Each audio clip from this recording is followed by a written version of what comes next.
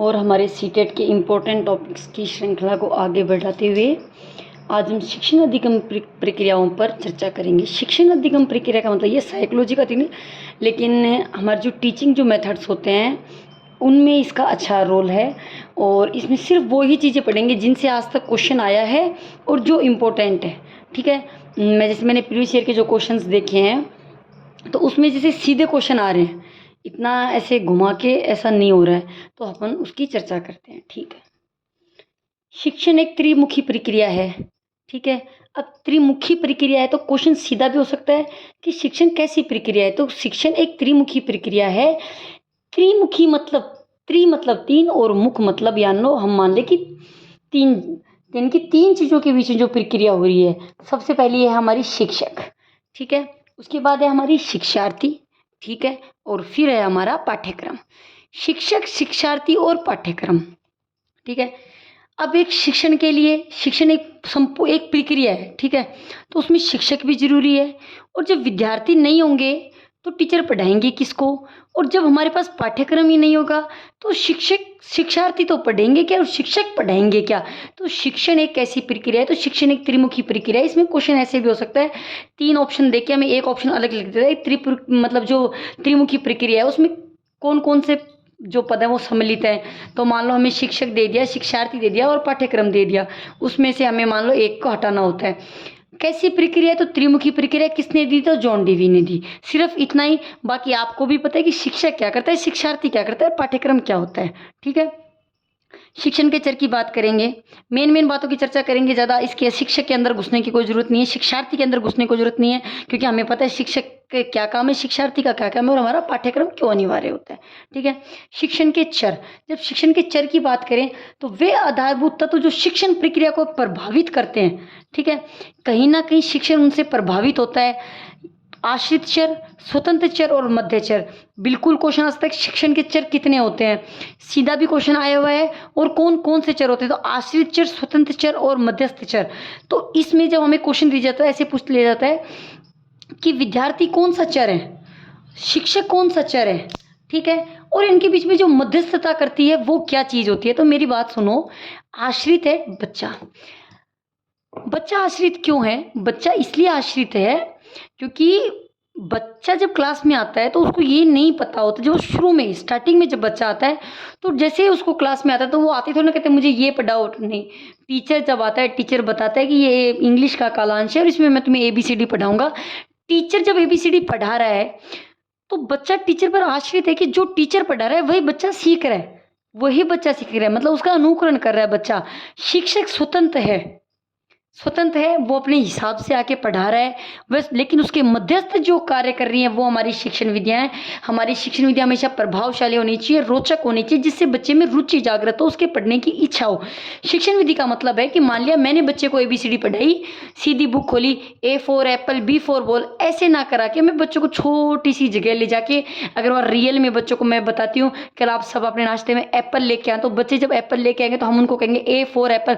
हाँ, हो सकता है सभी बच्चे की संभावना नहीं हो सकती है एप्पल लाने की, लेकिन हम इसको चार्ट के द्वारा भी, हम इसको एक फ्रूट्स ला के भी, एक मॉडल के द्वारा भी हम इसको कैसे भी समझा सकते हैं। जैसे B फॉर बॉल, तो हम बॉल ला के भी बच्चों को बता सकते हैं, हम उनको खेलते खेलते शिक्षण करवा सकते हैं।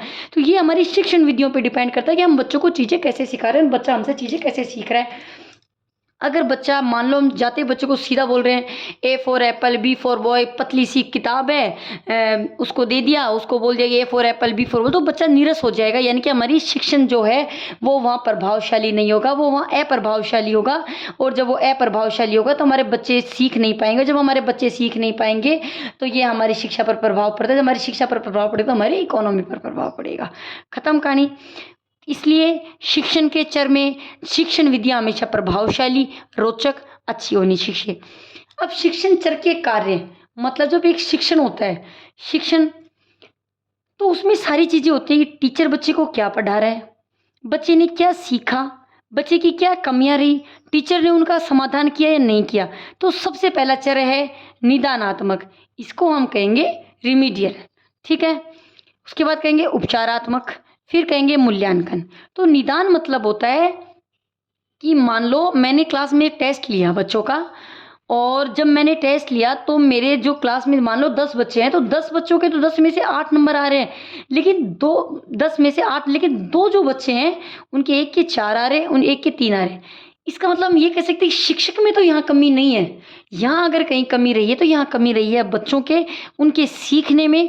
उन्होंने चीज़ को उस तरीके से नहीं सीख पाए, या उस चीज़ को उस तरीके से वो अपने माइंड में सेट नहीं कर पाए। तो तब जो हम बच्चे का जो परीक्षण करते हैं वो होता है निदानात्मक परीक्षण, यानी कि हम उसकी एक जो मेन जो कमजोरी है, मान लो हमने उसको 10 नंबर के क्वेश्चन में 10 नंबर दिए हैं, जिसमें से वो 3 क्वेश्चन कर चुका है, यानी कि वो 3 क्वेश्चन उसने कौन से किए हैं, कि उसको कौन सा पार्ट है जो समझ में आ गया, कौन सा पार्ट है नहीं समझ आया। मतलब एक पॉइंट की जानकारी करना, ठीक है, एक कमी निकालना, उस कमी के ऊपर जब हम उसका समाधान करेंगे तो उसका हम उपचारात्मक करेंगे। और जब उपचारात्मक के बाद में जब हम वापस से बच्चे का टेस्ट लेंगे तो हम इस निष्कर्ष पे पहुंचेंगे कि जब बच्चा पहले 10 में से 2 नंबर ला रहा था, तो अब वो बच्चा 10 में से 8 ला रहा है, तो कहीं ना कहीं उसने सुधार किया, उसने उन चीज़ों को सीखा है। ठीक है, ये हो गया हमारा मूल्यांकन। तो त्रिमुखी प्रक्रिया है, जॉन डीवी ने दी थी। 3 चर होते हैं, आश्रित, स्वतंत्र, मध्यस्थ। आश्रित चर विद्यार्थी होता है, स्वतंत्र चर हमारा शिक्षक होता है, मध्यस्थ चर हमारी शिक्षण विधियां होती हैं। चर मैंने आपको बताई थी, निदानात्मक, उपचारात्मक, मूल्यांकन। निदान का मतलब समझा दिया, उपचार का मतलब समझा, मूल्यांकन का मतलब समझा दिया। उसके बाद आती है हमारी पाठ्य योजना। जब पाठ्य योजना की बात करें तो पाठ्य योजना क्यों जरूरी होती है, कि पाठ्य योजना इसलिए जरूरी होती है कि मान लो तब तक हमें यही पता नहीं होगा, टीचर को यही पता नहीं होगा कि आज हमें क्या पढ़ाना है, हम बच्चे को कैसे पढ़ाएंगे, क्या पढ़ाएंगे, तो तब तक शायद मुझे नहीं लगता कि शिक्षण प्रभावशाली रहेगा। ठीक है, तो इसके लिए जरूरी है पाठ्य योजना। तो बात करें पाठ्य योजना में, हम जो मेन जो क्वेश्चन आ रहे हैं आप पीछे के उठा के देख लीजिएगा, इनमें से हर पक्का क्वेश्चन आता है कि इकाई योजना किसने दी, दैनिक योजना किसने दी, वार्षिक योजना किसने दी। तो बात करें इकाई योजना, इसको चक्रीय योजना भी बोल सकते हैं, और ये हमारे मॉरिसन ने दी थी। किसने दी थी, हमारे मॉरिसन ने। हालांकि इकाई की कभी परिभाषा नहीं पूछी जाती, लेकिन फिर भी परिभाषा देके हमें पूछते कि मान लो हमें लिख दिया और फिर पूछते कि इसमें ये इकाई योजना है, दैनिक योजना है, वार्षिक योजना है या पाठ्य योजना है। तो इकाई योजना किसको बोलते हैं, इकाई मतलब यूनिट। और हम भी जैसे हम कोई भी कंपटीशन एग्जाम देते हैं, हमारी एक यूनिट डिफाइन होती है कि इसमें से 10 नंबर के क्वेश्चन आएंगे, उसमें 4 या 5 हमारे चैप्टर्स होते हैं। तो इकाई की बात करें तो पाठ्यक्रम का एक ऐसा संगठित अंश जो ज्ञान के किसी महत्वपूर्ण क्षेत्र पर केंद्रित रहता है। ठीक है, जो हमारा पूरा सिलेबस होता है उसका एक हिस्सा, ऐसा अंश जिसका महत्वपूर्ण जो क्षेत्र होता है वह महत्वपूर्ण केंद्रित रहता है, यानी कि ऐसे प्रकरणों को जोड़ा जाता है जो प्रकरण आपस में संबंध रखते हैं, उसकी एक यूनिट बनाई जाती है। इससे क्या होता है कि जब टीचर बच्चों को पढ़ाता है तो पहले उसको मान लो वो चीज़ें बताता है, जैसे पहला चैप्टर बच्चे को पढ़ाता है, जो अगला चैप्टर जो पढ़ाएगा वो उससे रिलेट होगा। जब रिलेट होगा तो बच्चों को सीखने में आसानी होगी, और जब बच्चे को सीखने में आसानी होगी तो बच्चे में रुचि जागृत होगी। तो जो हमारे उद्देश्य हैं, इसमें एक क्वेश्चन आता है कि इसमें पाठ मतलब योजनाओं में क्या स्पष्ट होना चाहिए। तो सबसे पहले हमारे उद्देश्य स्पष्ट होने चाहिए। क्या होने चाहिए, मैं इसलिए अलग से लिख रही हूँ क्योंकि क्वेश्चन आता है। जब तक उद्देश्य स्पष्ट नहीं होंगे तब तक हमारा शिक्षण कभी प्रभावशाली नहीं हो सकता। ठीक है, इकाई योजना। उसके बाद आती है दैनिक। दैनिक बहुत इंपॉर्टेंट है और दैनिक से हमेशा क्वेश्चन आता है, और दैनिक के ये 5 पद भी पूछ लिए जाते हैं। तैयारी, प्रस्तुतिकरण, तुलना, सामान्यीकरण, अनुप्रयोग। ठीक है, तैयारी, प्रस्तुतिकरण करना, तुलना, सामान्यीकरण, अनुप्रयोग। कैसे याद रखेंगे, ऐसे कि मान लो हमारी स्कूल में 15 अगस्त का प्रोग्राम हो रहा है। जब हमारे स्कूल में 15 अगस्त का प्रोग्राम हो गया तो सबसे पहले टीचर हमें क्या करवाते हैं, तैयारी। क्या करवाते हैं, तैयारी। तैयारी के बाद में क्या होता है कि भाई ठीक है, अब जब परसों 15 अगस्त है तो एक बार आज प्रिंसिपल मैम को दिखा देते हैं कि क्या क्या चीज़ें होनी चाहिए। तो उस टाइम बच्चे से क्या करवाते हैं, प्रस्तुतिकरण। तो एक ही गाने पे 3 बच्चों से डांस करवाया, तैयारी करवाई, प्रस्तुतिकरण का एक ही गाने पे 3 बच्चों से डांस करवाया। तो इसमें इसका मतलब उनमें क्या हुई, तुलना। तुलना ही तो करेंगे। जब प्रिंसिपल मैम ये डिसाइड करती है कि मैम ऐसा करो, इन 3 बच्चों में से एक बच्चे को रख लो, ये इन बच्चों को किसी और में ले लो, ये बच्चा अच्छा कर रहा है, उसको ले लिया। उसके बाद आता है सामान्यीकरण। तो मैम ने बोला नहीं मैम ऐसा नहीं है, 2 दिन का अपने पास टाइम है, हम इन बच्चों को कोशिश करते हैं सिखाने की और ये थोड़ा ही सीख जाएंगे। वहाँ हो गया उसका सामान्यीकरण, मतलब तीनों बच्चों को सामान्य में सिखा दिया गया। उसके बाद उसका अनुप्रयोग, जब हमारा 15 अगस्त आया तो हमने उनके सामने हमारी प्रस्तुति दे दी, वाह वाह कहलवा दिया, ताली बजवा दी, हमारा प्रोग्राम हो गया।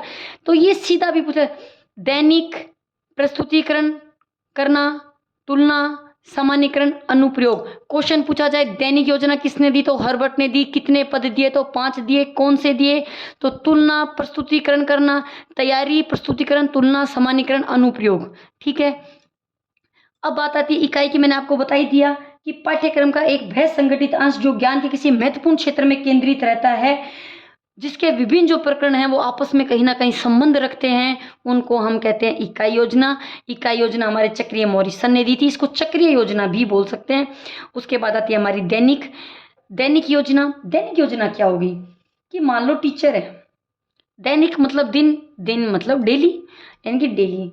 मान लो कोई टीचर है, वो 1 घंटे के लिए निश्चित अंश को प्रारंभ करने से पहले, जब वो मान लो उसका कालांश है 1 घंटे का है, तो उसको 1 घंटे में क्या पढ़ाना है, बच्चे को कितना पढ़ाना है, वो सब चीज़ें उसकी पहले से अपने आप में तैयारी होनी चाहिए। उसकी क्या होनी चाहिए, तैयारी होनी चाहिए, तभी तो वह ढंग से पढ़ा पाएगा। सीधा आएगा पढ़ाने लग गया, मान लिया छोटे बच्चे हैं और उसके पास कोई शिक्षण मटेरियल्स नहीं है बच्चों को समझाने के लिए, तो बच्चा नहीं समझ पाएगा उन चीज़ों को। ठीक है, तो मान लो अगर टीचर को किसी 1 घंटे में पढ़ाना है, तो टीचर उस निश्चित पाठ्य वस्तु का विश्लेषण करके उसको अपने शिक्षण में उपयोग करेगा।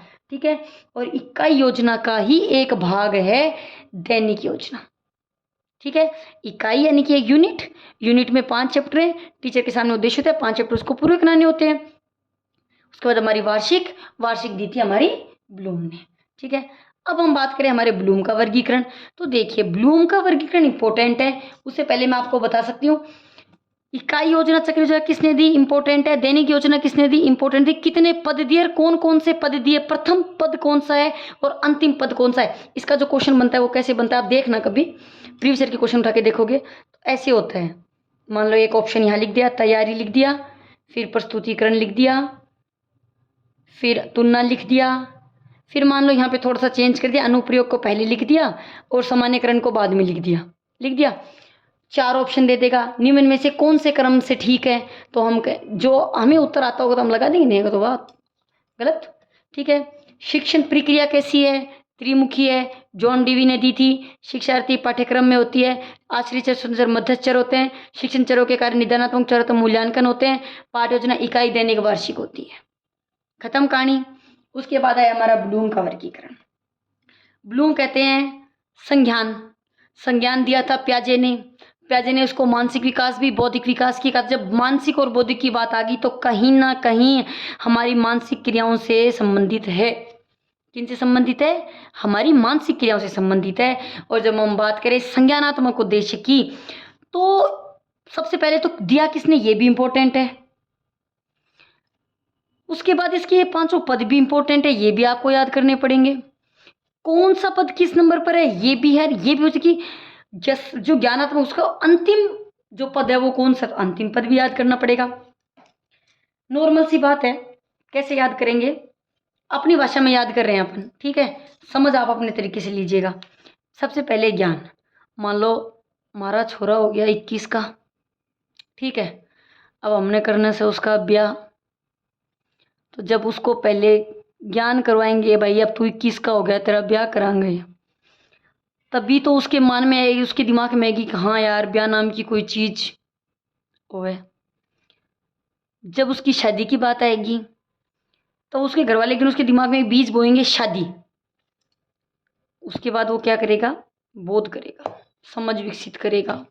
जो यार दोस्त होंगे उनसे पूछेगा कि भैया ये मतलब खुद के अंदर दिमाग विकसित, मतलब चीज़ों को विकसित करेगा कि शादी के बाद क्या होगा, कैसे होगा, कौन क्या होता है, कैसे होता है, चीज़ों को वो रिलेट करने लगते हैं। ठीक है, मान लो अनुप्रयोग, नॉर्मल भाषा में कहें तो मान लो उसने देख लिया, वही ठीक है जो भी है। उसके बाद करें विश्लेषण मान लो फिर अनुप्रयोग किया, वो लड़की देखने गए। जब वो लड़की देखने गए, अनुप्रयोग किया, तो विश्लेषण क्या किया उन्होंने, विश्लेषण किया भैया लड़की तो ना थोड़ी सी काली है, पढ़ाई में ठीक है, परिवार भी ठीक है, बाप भी शुद्ध अलग है, सारी चीज हो गई विश्लेषण। लेकिन फिर किसी बूढ़े बुजुर्ग ने बोला कि देखो अगर परिवार अच्छा है तो रिश्ता कर लो। यानी कि ऑल ओवर बात क्या हुई, संश्लेषण, कि लड़की काली है तो क्या हो गया, कोई बात नहीं, पढ़ाई में इंटेलिजेंट है। ठीक है, गांव में घर नहीं है तो क्या हुआ, शहर में 2 घर हैं। ठीक है, तो ये तो थी कि वो जो उसका विश्लेषण कर रहे थे कि भाई ये चीजें थी।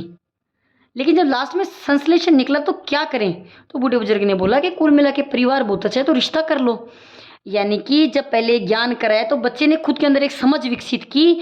जब लड़की देखने गया तो उसने अनुप्रयोग किया, मतलब वो जब लड़की उसके सामने बैठी होगी तो उसने उससे पूछा होगा कि मतलब तुम क्या करना चाहती हो। जैसे उसने वहाँ एक प्रयोग किया, उसके दिमाग में कुछ चीज़ें आई, उसने उसकी मतलब जो भी बातें की होंगी, छोड़ो ना, विश्लेषण किया। यानी कि जब उसके घर पे गए तो उसने देखा, उसने पूछा कि वो उनका परिवार बड़ा है, छोटा है, काली है, गोरी है, होशियार है, डपोड़ है, जैसी भी है, ठीक है।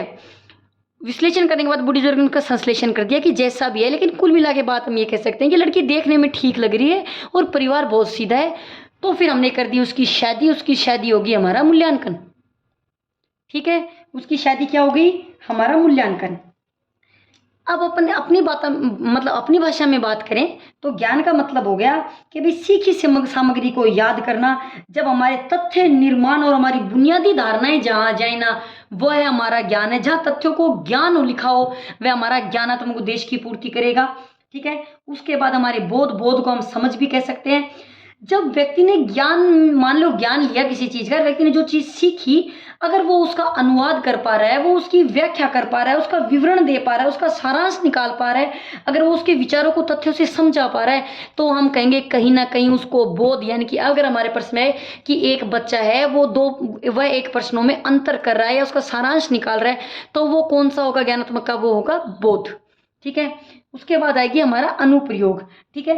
अनुप्रयोग क्या होता है कि जब हम मान लो किसी भी चीज को, हमने सामग्री को सीखा, हमारे अंदर उसको करने की क्षमता है, ठीक है, अर्जित किया हमने उसको, उन तकनीकी नियमों को हमने लागू किया। जब हमने मतलब जो ज्ञान लिया था उसको हमारा मतलब बोध किया, हमने समझ विकसित की। जब समझ विकसित तो हमने हमारे अंदर कर ली, लेकिन उसके बाद उसको, उस चीज को हमने हमारे अंदर डाला, मतलब हमारा जो रियल जीवन है उस पर उपयोग किया, उदाहरण देकर किया, प्रदर्शन किया, अभ्यास किया उस पर, ठीक है। उसके बाद हमने उसका विश्लेषण किया, जब हमने यहाँ उसका प्रयोग किया।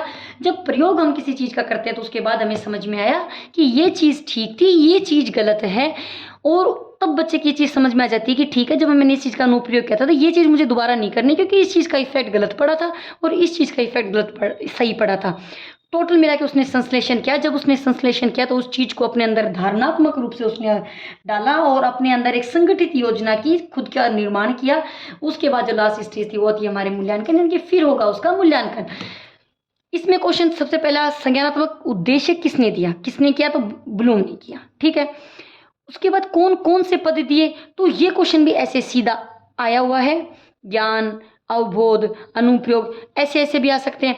अंतिम पद भी पूछा जा सकता है, प्रथम पद भी पूछा जा सकता है। इसको आप एकदम सीरियल वाइज याद करें कि जब ज्ञान होगा तो अंतर करेंगे, अंतर करेंगे तो प्रयोग करेंगे। सीधी सी बात है कि मान लो किसी बच्चे को मैंने ज्ञान करा दिया, भैया तेरी शादी करेंगे अब, तो लड़का अंदर अंदर खुद की एक समझ विकसित करेगा, सारांश निकालेगा कि मेरे भी बच्चे होंगे, मैं भी अब नौकरी लगूंगा, मुझे भी सब पापा पापा बोलेंगे, मेरी मम्मी को सब दादी दादी बोलेंगे, ठीक है। जू जू यूँ सोचते सोचते उसका वो दिन आ जाता है जब उसका अनुप्रयोग, यानी उसके लड़की देखने जाते, जब अनुप्रयोग वो वहाँ लड़की पे कर रहा होगा तो वो देखेगा उसके पैर छोटे हैं, उसका ये छोटा है। जब वो अनुप्रयोग करके निकलेगा वहाँ से तो उसकी कई चीज़ों का विश्लेषण करेगा, उसके बाद उसका संश्लेषण कर देगा, इनकी चीज़ का सारांश निकाल। उद्देश्य के बाद बात करेंगे हमारे भावात्मक उद्देश्य की, ठीक है। तो जब भाव जहाँ आ गए, जहाँ हमारे भाव आ गए, तो भाव मतलब हमारी जो भी हमारी भावनाओं से संबंधित, रोना, चिढ़ना, हंसना, ये सब हमारी किससे संबंधित होती है? हमारी भावनाओं से संबंधित है। गुस्सा, प्यार, उत्तेजित, रोना। तो कुल मिला के जब हमारी बात करें तो भावात्मक किसने दिया था? भावात्मक दिया था हमारे कृतवाल ने। और जब भावों की बात आ गई तो सीधी सी बात है, हमारे संवेग हो गए। संवेग हो गया हमारा गुस्सा, प्यार, चिढ़ना, उत्तेजित, रोना, हमारे अभिवृत्ति और हमारे मूल्य, ठीक है। हमारी अभिवृत्ति और हमारे मूल्य, इसका सीधे ऐसे कभी नहीं पूछा जाता, लेकिन एक बार एक क्वेश्चन पूछा गया था इसमें कि भावात्मक उद्देश्य से हमारा अंतिम उत्पाद क्या होता है? तो वो होता है हमारे चरित्र का निर्माण।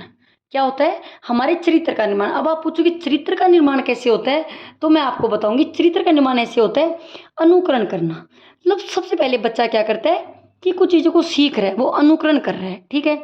जब उसने उन चीज़ों का अनुकरण किया तो वो क्या करेगा? अनुकरण करने के बाद वो सेम चीज़ों की अनुक्रिया करेगा, ठीक है। जब उसने वो अनुक्रियाएं की, धीरे धीरे वह उसके मूल्यों में स्थापित हो जाएंगी, ठीक है। धीरे धीरे उन चीज़ों को ज़्यादा करने लगेगा, वह चीज़ें दूसरों को भी बताने लगेगा। उसके बाद वो उन चीज़ों के प्रति खुद का एक संप्रति विकसित कर लेता है, ठीक है। संप्रत्यय मतलब होता है कि वो एक सारांश निकाल लेता है कि नहीं ऐसा ही होता है, और वो अपने जैसे कोई इंसान होता है कि अगर एक बार उससे लड़े तो वो दोबारा उससे बोलता नहीं है, तो वो खुद के मतलब जो प्रत्यय होते हैं उसने खुद को सिद्धांत बना रखे हैं इस टाइप के, वो बात होगी। फिर बात आती है हमारे संगठन की, और फिर बात आती है हमारी चरित्र। जब सारी चीजें एक साथ हो जाती हैं तो लास्ट में हमारा चरित्र। चरित्र क्या होता है कि जब हम ये चीज़ें करते हैं तो जब हम लोगों के संपर्क में आते हैं, हम समाज में बैठते हैं, हम लोगों से मिलते हैं, तो जब हम लोगों से मिलते हैं तो लोग हमारे जाने के बाद हमारी बातें करते हैं, तो लोग कहते हैं नहीं भाई फलाना तो भाई बढ़िया है, दिखड़ा तो बढ़िया है। उस टाइम उसकी बात होती है, यानी कि उस टाइम मान लो अगर कोई है नहीं नहीं वो तो ऐसा ही है, वो तो करेक्टरलेस है, ऐसा है, उसकी बातों से ही ऐसा लगता है। मतलब हमारा जो व्यवहार होता है वो हमारी सामाजिक प्रक्रियाओं पर डिपेंड करता है कि हम समाज के साथ कैसा व्यवहार कर रहे हैं, उस चीज़ पर हमारी चीज़ डिपेंड करती है। तो भावात्मक का जो लास्ट होगा वो होगा हमारा चरित्र का निर्माण। ठीक है, और उसके बाद आती है हमारी मनोशारीरिक। नाम ही शारीरिक आ गया, इसका मतलब कहीं ना कहीं क्रियाएं होती हैं। क्रियाएं होती हैं यानी कि कहीं ना कहीं हमारे शरीर में गतियां होती हैं, और जब गतियां होती हैं तो वो होती हैं हमारी क्रियात्मक। और जब क्रियात्मक की बात करेंगे तो उद्दीपन, कार्य करना, नियंत्रण, समन्वय, स्वाभाविक आदत, ये आप याद कर लेना। वैसे कोई खास इंपॉर्टेंट नहीं है, सबसे ज़्यादा ब्लूम ही है। और मनोशारीरिक दिया किसने था, तो सिम्पसन ने दिया था। इसमें जो मेन चीज़ है वो है आदत, यानी कि हमारे आदत का निर्माण कौन से उद्देश्यों से होता है, तो हमारे क्रियात्मक उद्देश्यों से होता है, हमारे शारीरिक उद्देश्यों से होता है।